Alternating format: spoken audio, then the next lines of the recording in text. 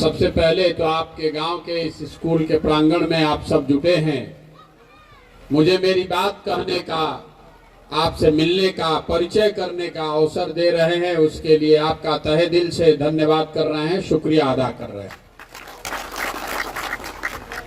देखिए, हमारा नाम है प्रशांत किशोर। हाँ, हम नेता ना हैं, हम विधायक मंत्री हैं नहीं, हम तो मुखिया सरपंच भी नहीं हैं। बिहार के एक साधारण परिवार के लड़के हैं। ऊपर वाले की कृपा रही है, माता पिता का आशीर्वाद रहा है, जीवन में कुछ हासिल करने का अवसर मिला है। लेकिन 2021 में हमने ये संकल्प लिया है कि अब जीवन में किसी दल और नेता के साथ काम नहीं करेंगे। जो काम हम करते थे वो काम हमने छोड़ दिया। अब रवा पूछो, ये भाई इतना रवा काम काहे छोड़ देनी? जिस काम को करके इतना नाम कमाए हैं, मीडिया वाले लोग बताएंगे कि सैकड़ों करोड़ रुपया हमको मिलता है उस काम को करने के लिए। तो इतना पैसा, इतना नाम छोड़कर बिहार में गांव गांव क्यों घूम रहे हैं? बिहार में गांव गांव इसलिए घूम रहे हैं कि उस काम को करते हुए ये अनुभव किया, बड़े बड़े दलों के साथ, नेताओं के साथ बहुत करीब से काम करके ये देखा कि दलों के जीतने से, नेताओं के जीतने से जनता का जिंदगी नहीं बदलता है। तो वह बिहार के देख ली, पिछले 50 साल में जितने दल को आपने चुना, जितने नेता को आपने बैठाया, सब ने जो काम किया है या करने का दावा कर रहा है, उसको अगर आप और हम सही मान लें, कोई बहस के बात नहीं के। ठीक बा भाई, कांग्रेस जो कैलस तो कैलस, लालू जी के राज में सामाजिक न्याय हो गई, नीतीश जी भाजपा के राज में कुछ विकासो हो गई। तो जिसने जो किया या करने का दावा करता है उसको आप सही भी मान लीजिए, तो भी आज इस बात से कोई इनकार नहीं कर सकता है कि बिहार देश का सबसे गरीब, सबसे पिछड़ा, सबसे ज्यादा अशिक्षित, बेरोजगारी और भ्रष्टाचार वाला राज्य है। ऐसे तो कोई इनकार ना कर सके। तो जो सामान्य आदमी बा वो को बता दी रवा के कि भाई जौना रास्ता पर हमनी के 50 वर्ष से चलत नहीं जा, ये रास्ता पर आगे भी 50 वर्ष अगर चलत रहल जाई तबो कोनो बिहार की स्थिति बदले वाला नहीं है। जिस गरीबी के कुचक्र में आप फंसे हुए हैं, जिस बदहाली में आप और आपके बच्चे जी रहे हैं, ये सुधरने वाला नहीं है। किसी एक नेता के आने से, किसी एक दल के आने से नहीं सुधरने वाला है। अगर कोनो नेता दल के आवे से सुधरे के रही तो आज 50 वर्ष में कोई सुधार ना दी। तो आप पहले समझिए इतनी गरीबी बिहार में है क्यों? आखिर गरीब आदमी ऊपर बढ़ क्यों नहीं पा रहा है? अभी जेकरे से पूछो तरवा में कोई बताई कि आज के सरकार काम नहीं करत, कोई कही भ्रष्टाचार बहुत वजह से नहीं बढ़ पावत, कोई कही कि लालू जी के जमाना में बहुत पीछे चल गई, ऐसे नहीं के सुधरत। ऐसी बात नहीं है। 1965 के बाद से लगातार बिहार दूसरे राज्यों के मुकाबले पिछड़ रहा है और हम लोग कभी 50 के दशक में देश में सबसे अच्छे राज्य में बिहार की गणना होती थी। आज हम लोग देश के सबसे गरीब और पिछड़े राज्य हैं। तो आखिर ये दुर्दशा हमने के भइल काहे बा? देखिए, एक पीछे मूल में जो वजह है कि गरीबी से निकलने के 3 रास्ते दुनिया भर में जो हैं, वो तीनों रास्ते बिहार में ज्यादातर जनता के लिए बंद हैं। गरीबी से निकलने के 3 ही रास्ते हैं। पहला रास्ता का बा?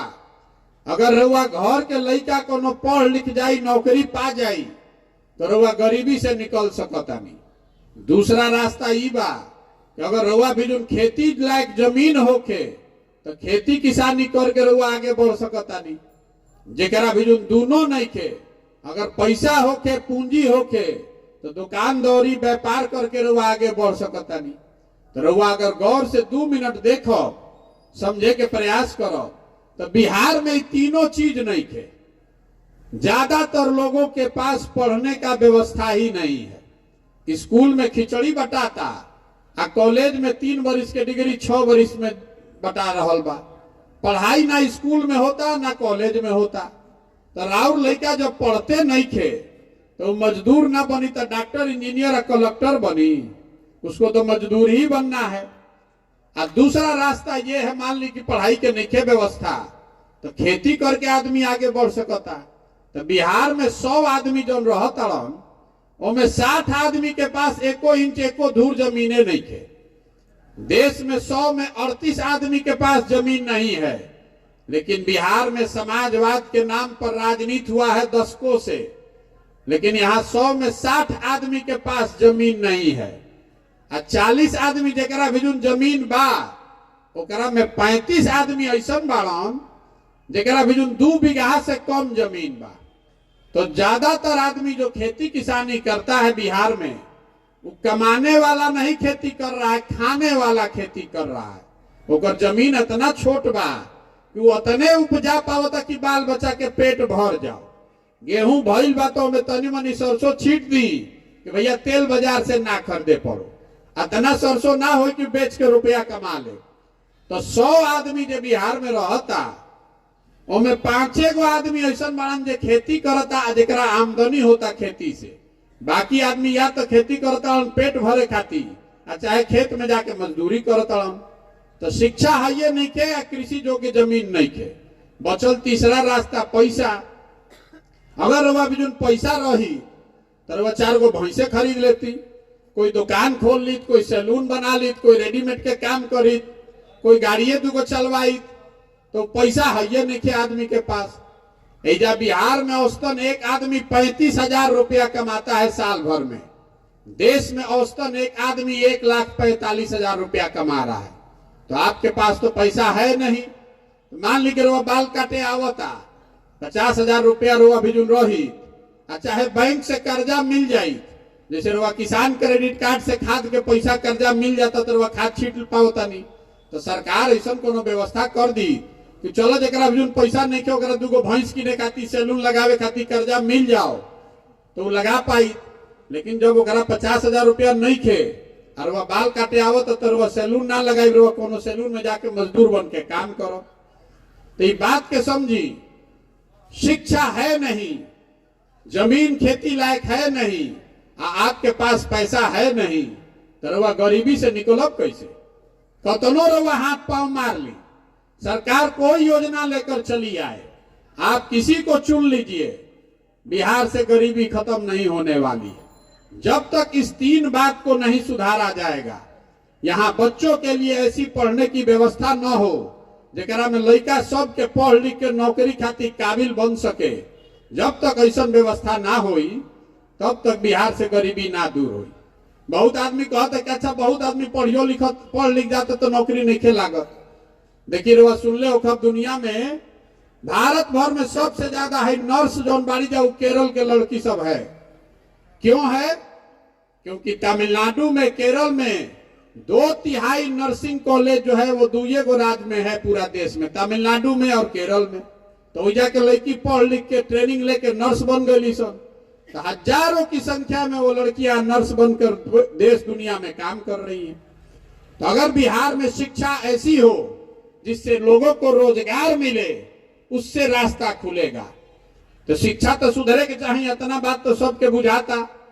इतना आदमी रुआ बैठल बानी, रुआ बताई हमरा से एक बात पर सहमति बा ना भाई कि शिक्षा का व्यवस्था होना चाहिए, ओके के चाहिए ना?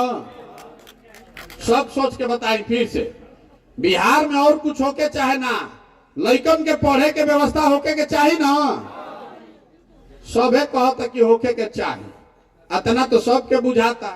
तो अभी 2 मिनट में रवा के बताओ तनी कि राउर दुर्दशा काहेगा। रवा अभी कहनी है कि भैया और कुछ होके चाहे ना, बिहार में शिक्षा के व्यवस्था होके के चाहिए। तो तनी अपना लड़कन के नाम पर ईमानदारी से दिल पर हाथ रख के बोली कि जीवन में कभी शिक्षा खातिर वोट देले बानी? कोई बात बीरे में देले बा? कोई नहीं खे देले ना।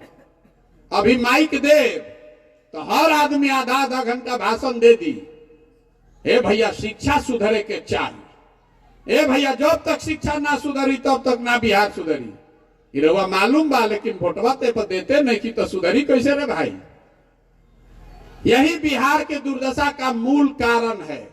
बिहार के लोग अज्ञानी नहीं हैं, आपको और कुछ आए चाहे नहीं, बिहार के लइकन के राजनीति के खूब समझ बा। जहां 4 गो लइका के बैठा दी, घर में, दलान में, खेत खलिहान में, चौक चौराहा पर, चाय के दुकान पर 4 गो आदमी बैठी हन, तो राजनीति बतियाई।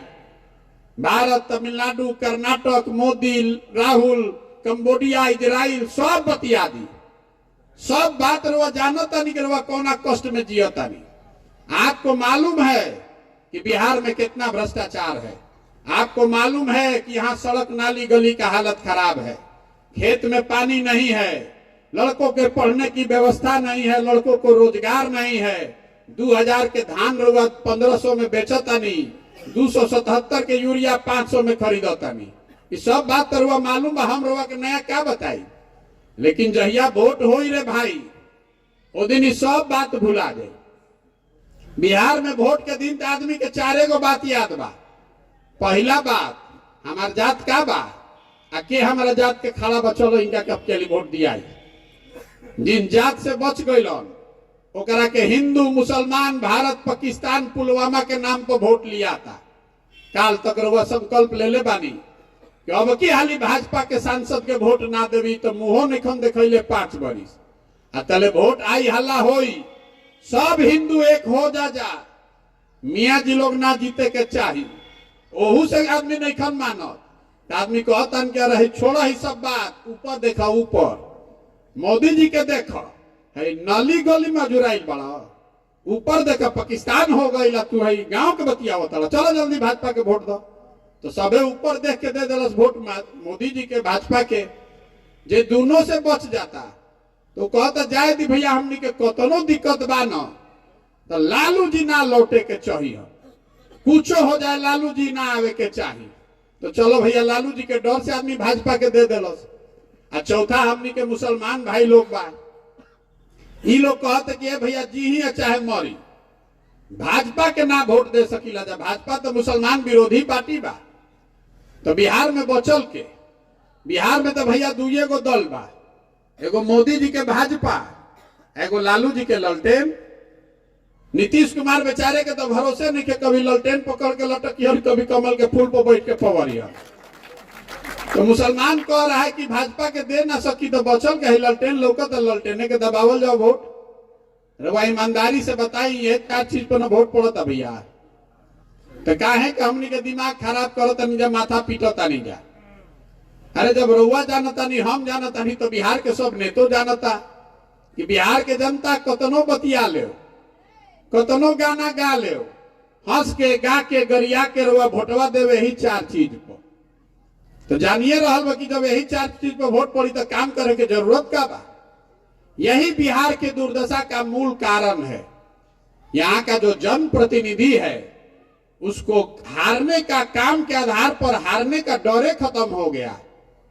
एमपी सांसद महोदय के यहाँ लोग जाता, हम रोड पर चलता नहीं, कहता आदमी कि एमपी से जाता नहीं जा, सांसद से कहे कोनो काम के तो कैलस तो तनी हमनी के दबाव देता नहीं जाता, कहते कि हमारा के वोट देले रहो, मोदी जी के ना देले रहो, जा मत दियो, जा मोदी जी के वोट मत दियो।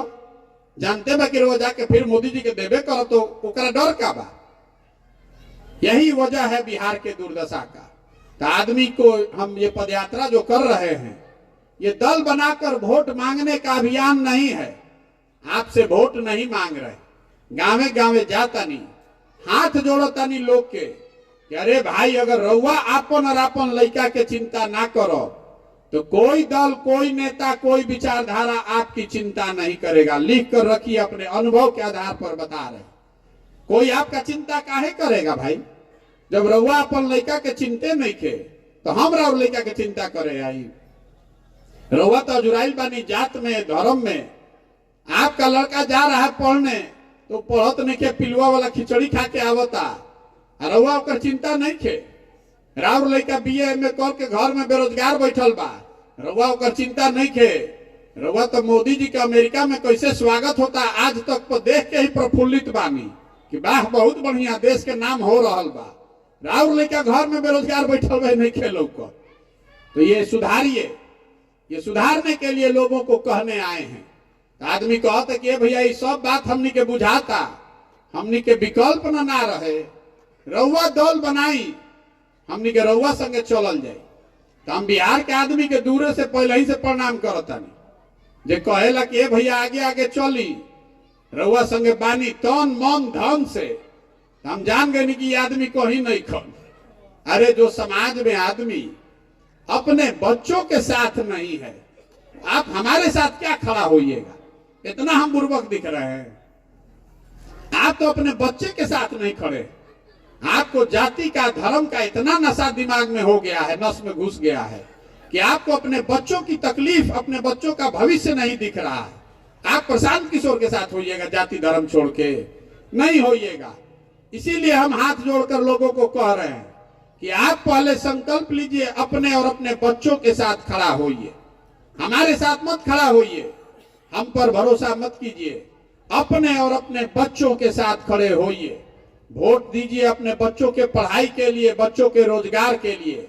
और नहीं दीजिएगा तो लिख के रख ली, आज का तारीख और डेट नोट कर लीजिए आप। जिस गरीबी बदहाली में बिहार आज तक जी रहा है, बिहार के लोग आने वाले सालों में भी बिहार के लोग इसी गरीबी, इसी बदहाली में जिएंगे। कोई नहीं बिहार को सुधार सकता। आदमी कहता कि प्रशांत किशोर आइल बालन, बड़ा होशियार बालन, भैया ठीक करी। जे आवेला ये कहेला कि हम आइब न तब क्या ली ठीक कर दे, हमरा के वोट दे दो। हम आपको कह रहे हैं कि एगो प्रशांत किशोर छोड़ी, अगर 10 प्रशांत किशोर आ जाए हम, तब वो बिहार नहीं के सुधरे वाला। जब आप सुधरने के लिए तैयार नहीं हैं तो प्रशांत किशोर सुधार दिए। 14 में मोदी जी आयल रहन न, कितना हल्ला भइल रहे कि मोदी जी अहन न तो सब सुधर जाई।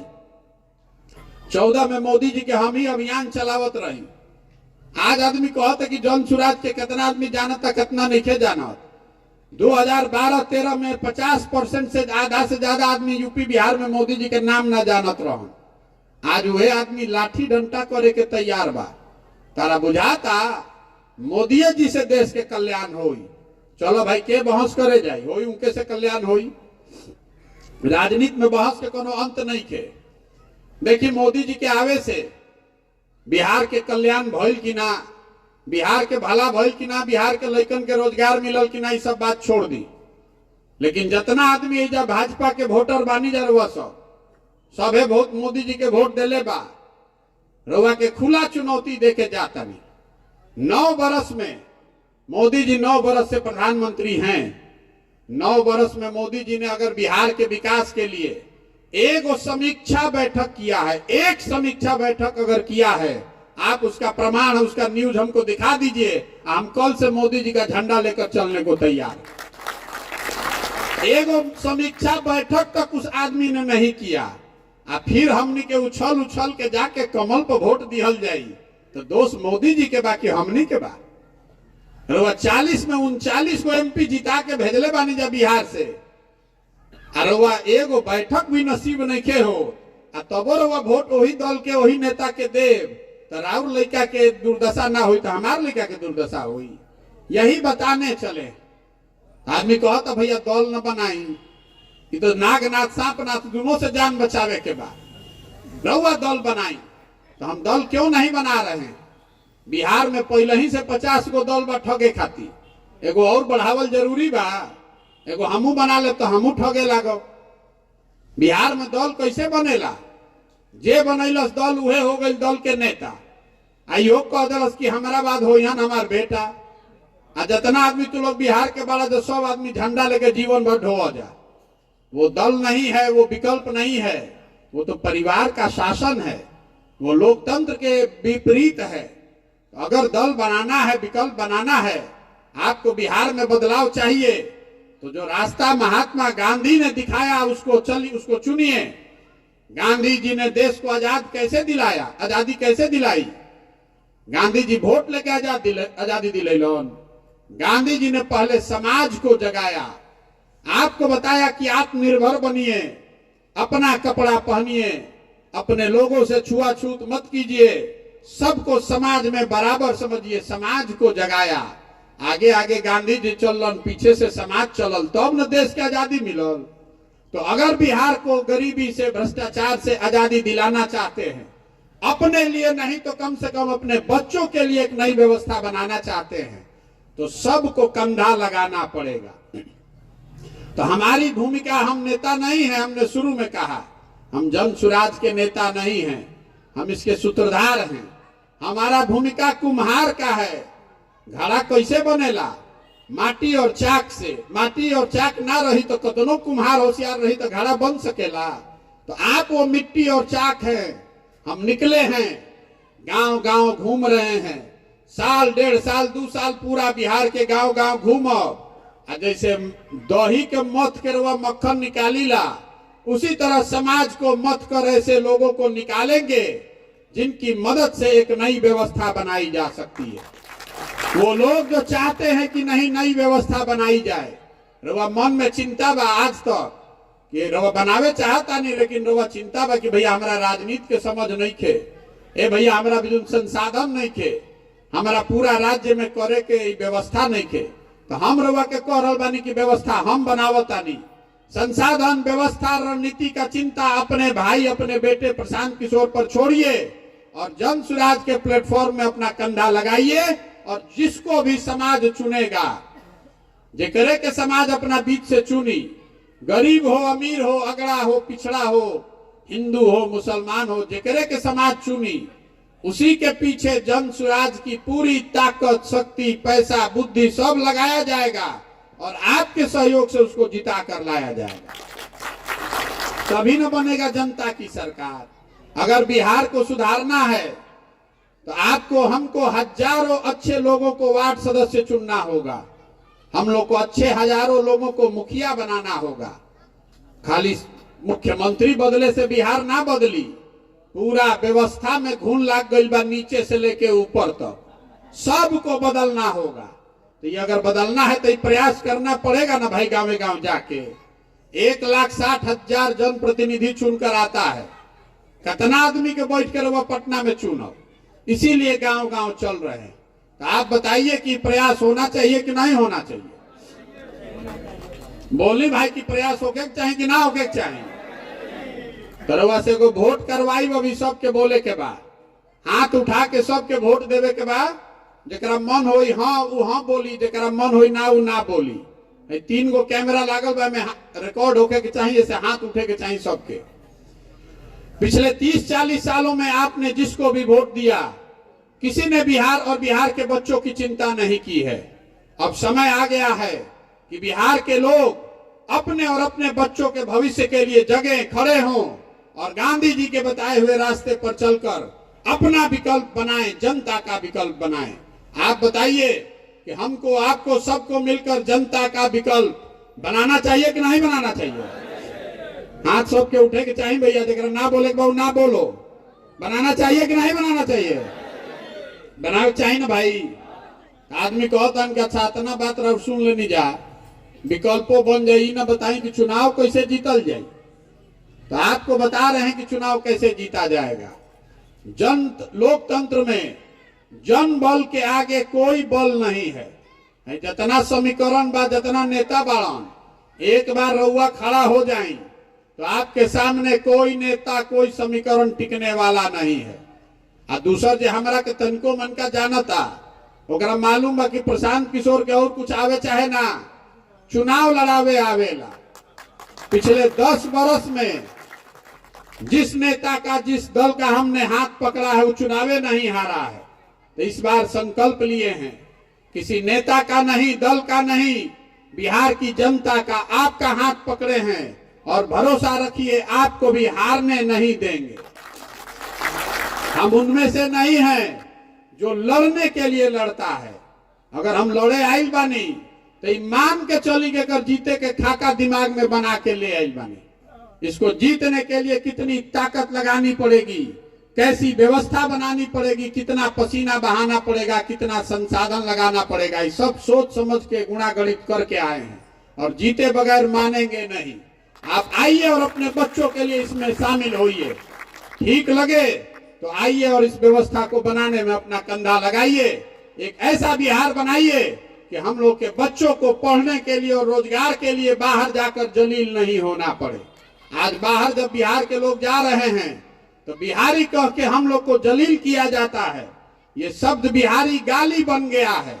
बिहारी मतलब अनपढ़, बिहारी मतलब बेवकूफ। अरे हमनी के सब आदमी बेवकूफ बानी जा?